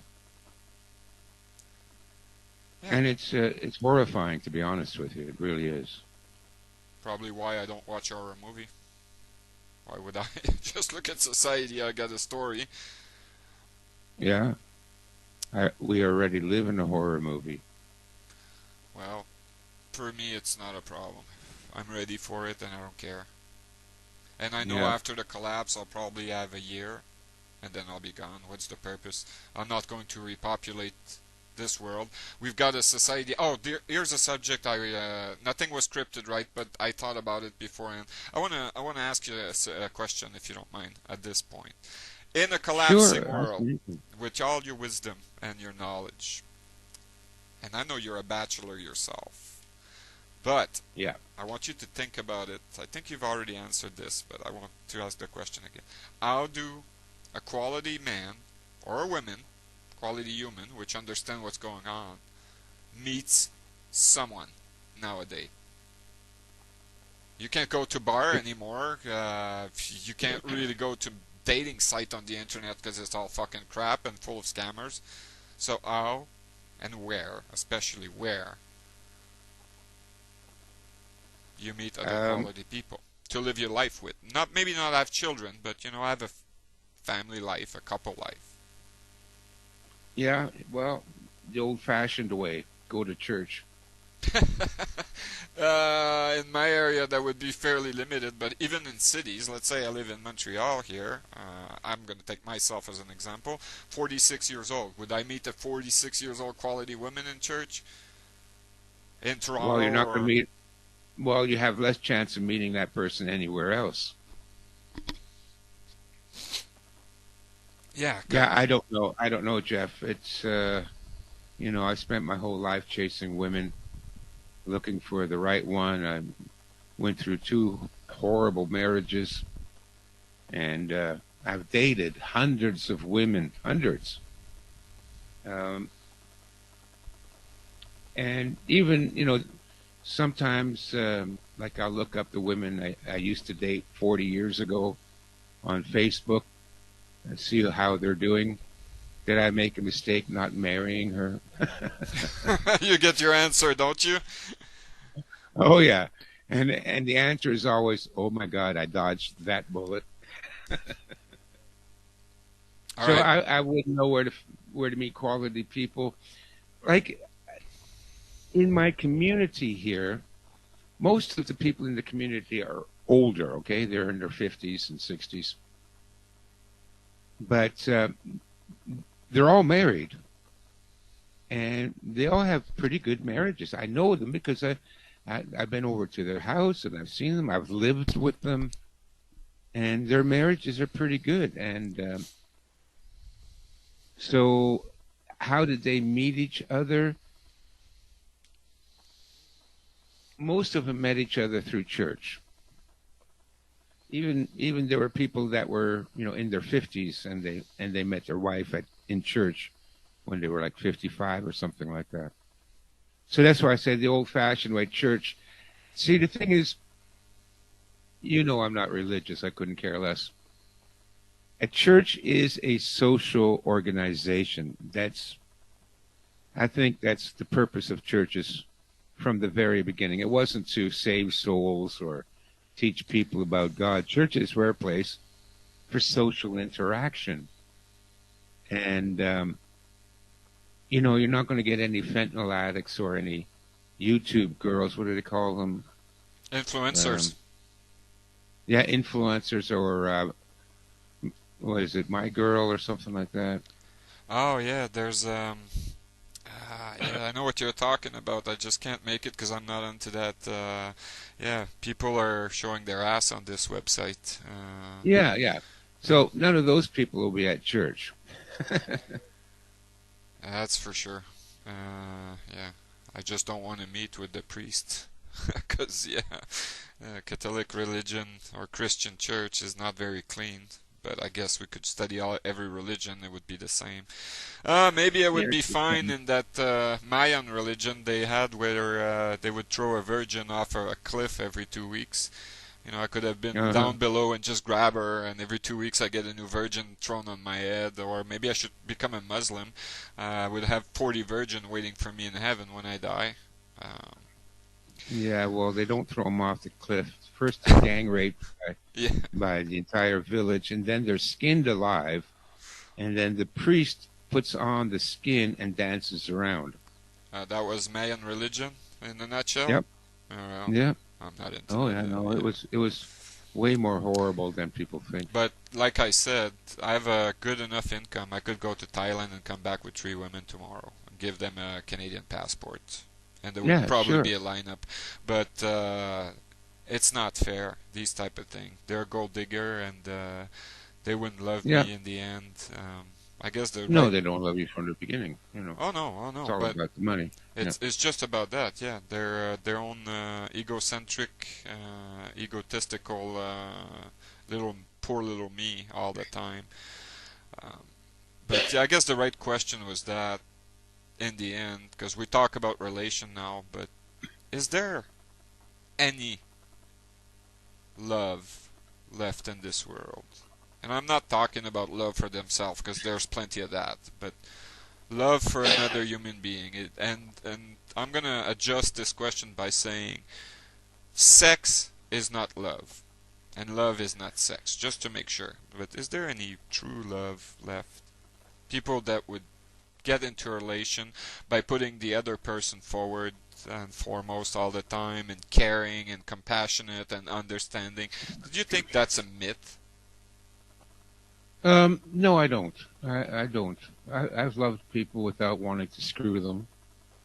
And you heard from my podcast yesterday that I was the officiate at a wedding, and I wouldn't have done that, but I know the bride and the groom. They're very good, close friends of mine, and so I went through the horror of going to a wedding, which I hate weddings. Everybody knows I hate weddings, but no, they really love each other,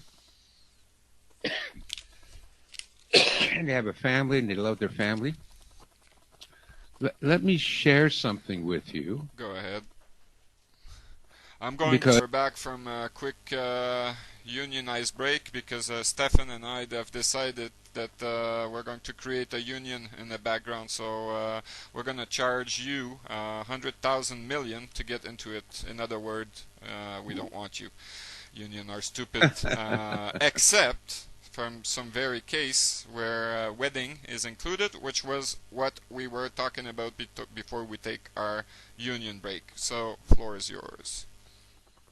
yeah, so I officiated at the wedding, and apparently I did a very good job. Everybody said it was the best ceremony they had ever heard, um, because it wasn't religious and all that. Are you still there, Jeff? Oh yeah, I'm still there. Yeah, because I don't see your video. Anyways, I've turned it off. but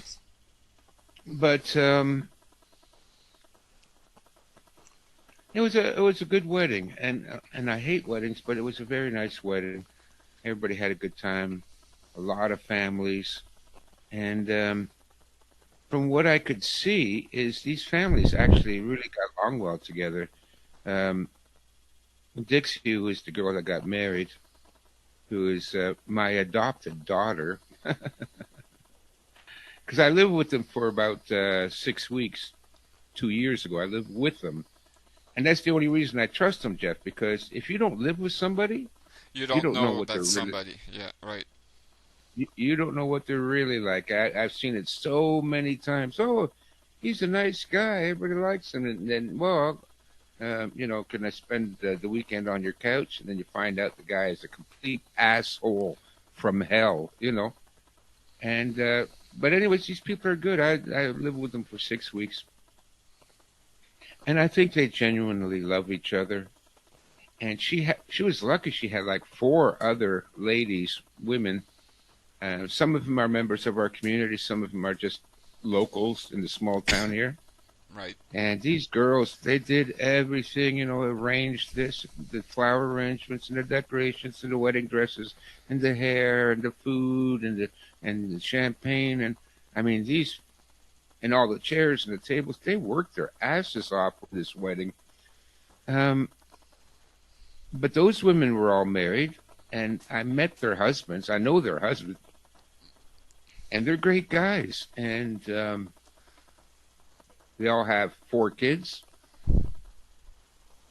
And from what I can see, they really, really do care for each other. So You know, you and I we get a little bit jaded, Jeff. I'm jaded too because I lived in Toronto most of my life, and I don't have to tell you about Toronto. I don't want to hear about it.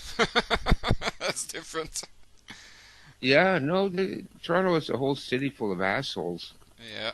Well, Um, Probably like Edmonton is too, I don't know. And I've spent a weekend in Edmonton that was way too much for me, and a weekend in Vancouver that was way too much for me. yeah, yeah, I've been to Calgary, but not Edmonton, and I was up at Fort McMurray. You know, the only thing I found great about Edmonton, there's What? there's a ring highway that goes around it. That yeah, that's the only thing great about Edmonton. Same thing Huh? for Winnipeg. I've been to Winnipeg like 7, 8 times in my life. I always use the ring road, so I don't get to see Yeah, the yeah, shithole. right. Yeah, yeah, Too bad they yeah. don't have that in I've driven through Montreal. all those cities a couple of times, but I never stopped in there. Yeah, Just drove through them. yeah. There's nothing for me in cities. Even town is too big for me. Even Yeah. village are too big for me now. The place where I live is a hamlet, I think.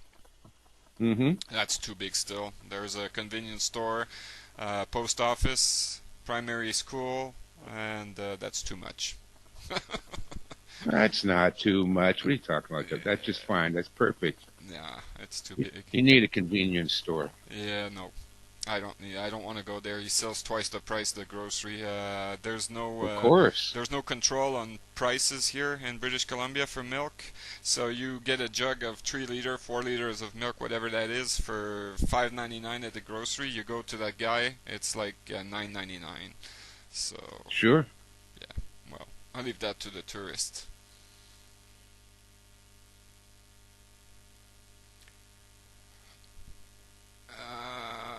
Did we lose the internet? That's gonna be fun. Yeah, we lost the internet. I'll have to wait a second. Connection problem. So we're at 1 hour 53 minutes of recording, plus the pre-show and the break that we took. Was there any subject that you wanted to bring to the table? Well, I was going to ask you that. Well, I think I've pretty much been the clown of this show, bringing most of the subject. Didn't I? Um, well, you're paying the piper, so you call the tune. So, we, whoops, my bad. We talked about government, they sucks. We talked about doctor, they sucks. We talked about pharmaceutical, they suck. We talked about city life, it sucks. We spoke about, we didn't spoke about education, but it does sucks. Well, we did through the doctor things. We talk about civilization in general, it sucks. We talked about money, it does sucks more than anything else together. We talked about sand, silver, it sucks. Gold. Yeah, yeah. The U.S. Oh, debt we clock. talked about a lot of stuff. Mexican is using a pseudonym. I don't know his real name. He said it a few times. Doesn't matter to me. Yeah, There's I know. Vinny Yeah. Eastwood. That doesn't suck. Their SGT report, which doesn't suck. With Sean, we don't know his real name. We've never seen his real face. Yeah. Larkin Rose doesn't sucks. Legal Man, No. even though he's a retired lawyer. I Who? like Legal Man. I don't know his real name, but he's in the movie Oh. Jones Plantation. He's playing Mr. Jones. Oh, Up until okay. yesterday, I've never seen his face, never knew his real name, but it's all there in the generic. I highly advise for anyone to go see this movie. It's a well spent $10. But the thing that I didn't like really about the movie, it does present the problem, but it does not provide with solution. It's an expose, a documentary of what society is. A bunch of Right. jackass who are ready to believe anything and never trusting Yeah. the truth, and Yeah. especially not wanting to see the fact. So Stefan, what I like about him so much is that he sees the facts, he analyzes them right, and he provides you with a solution. Now you don't want to listen, that's your own fucking problem. He's not a savior, I'm not a savior. We're not going to save anybody but ourselves, and that is if we're really lucky, and luck is a lame excuse for loser. So it's up to you. Nobody's gonna come and save you, and even though we're both warriors, we're not going to do it for you. We're not capable of carrying you on our shoulder. There's not going to be any memo about you being saved. You do nothing, you'll have nothing. You reap what you sow. So if you sow nothing, what are the Yeah. result? You reap nothing. Much for contributing to Freedom Free for All today, for your I guess lifetime achievement of empathy and compassion and hope, I guess, even though I don't have any hope, but let me thank you. Well, I do have hope, Jeff. I do have hope. To each his own. It's not a criticism of you that you have hope. No, I know, Jeff. I don't take things personally, anyways. So I'm I gonna always tell keep on people- listening at you because even when you have broadcasts and we do see your face, I'm not watching. I'm just listening. Thank you very much. I feel like giving you a lifetime award for all you did. Of course, it's a fake award. You won't receive the trophy, and there's no check attached to it. So you can now do as a legal men do, and What? No check. No. I was just going to say keep the trophy, but send the cash. Well, the trophy was made of gold, so it's in a it's in a jewel case in my living room. It's not moving from there. Um, Well, you're very welcome, Jeff. Thanks for having me back, and thanks for supporting my work, and thank you for all the kind words you've said about me and the compliments you've given me. Well, that's why you And, deserve a Lifetime Achievement Award. I encourage everyone, including you, Stefan, to download the actual recording from my YouTube channel. Post it if you want. Again, Yeah, I'll download it. I'll repost it. there's no copyright on Freedom Free for All, and if there were, I don't own them anyway. The show was created by Adam Blaney. Thanks to him as well. Thanks for everyone who one day stood for someone else in the capacity that you had. Thanks to those who, even if they don't do it in public, stand for freedom and truth. Thanks to you as well. I understand that not everyone has the capability of Stefan to speak in public, but stop participating, like Max Higgin would say, non-compliance in the system. That's the way to go.